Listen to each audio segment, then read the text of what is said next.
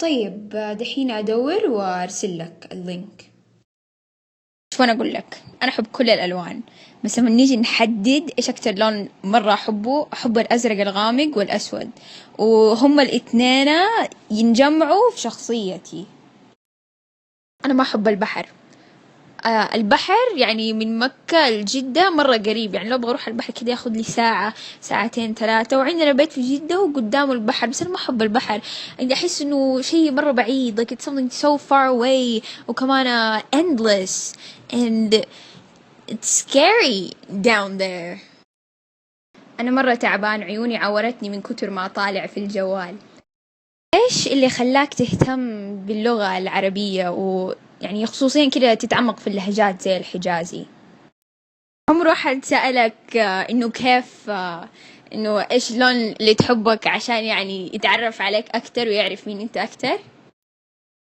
يعني شلون أقول لك، اسمي كل ما أقعد أدور على معناته دائما يطلع أشياء مرة كتيرة، يعني دائما يطلع معناته القدرة والزهاء، بس يعني اللي أنا وصلت له إنه إيش معنى اسمي، معناته like مكان عالي. لا، ما عندي أي مانع، عادي ask away. وحتى البيئة اللي انت تكون فيها من جد تأثر فيك. يعني احس انا لين دحينه، يعني لما كنت في امريكا وعايشة لين دحينه، احس يعني لسه في عندي اشياء من امريكا لين دحينه متمسكة فيها، خصوصيا مثلا في الافكار يعني، بس يعني مو بس ما تغلب يعني معظم الاشياء اللي انا افكر فيها.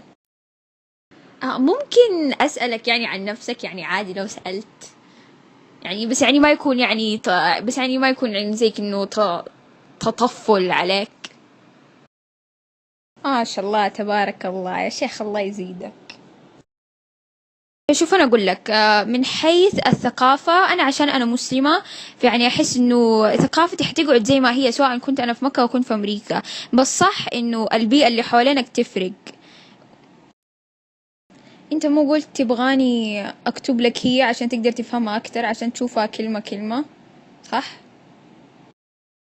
أبى أتعلم كوري عشان أنا مرة أحب أتعلم كوري، ومن كتر ما أتفرج الأفلام والمسلسلات أحس إني أنا أعرف وأقدر إني أتكلم كوري. يعني تعرف كيف لما إنك تتعود على اللغة زي كده. ما أدري، مرة عجبتني. إيش هي اللغات التانية اللي تعرفها؟ طيب، جاني سؤال دحين، لما أجي أترجم لك هي، أكتب لك هي كتابة ولا أسجل لك هي بصوتي، ولا تبغى الاثنين؟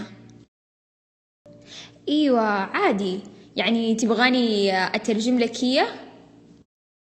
لا، مو عشان زي كذا، عشان نحن عندنا في المدرسة لما تدخل في الثانوي عندك تختار بين قسمين، علمي وأدبي، وأنا دخلت علمي. يعني في العلمي تدرس فيزياء وكيمياء ورياضيات وأحياء، وأنا عشان السنة الجاية حأدخل توجيهي means يعني senior إن شاء الله، فحآخذ كيمياء وفيزياء وأحياء ورياضيات في الترم الأول والترم الثاني، فعشان أخفف عليه المواد حاخذ إيش حاخذ أحياء وإنجليزي وفيزياء عشان تخف عليا في الترمين، فأقدر يعني أذاكر no it's not a must.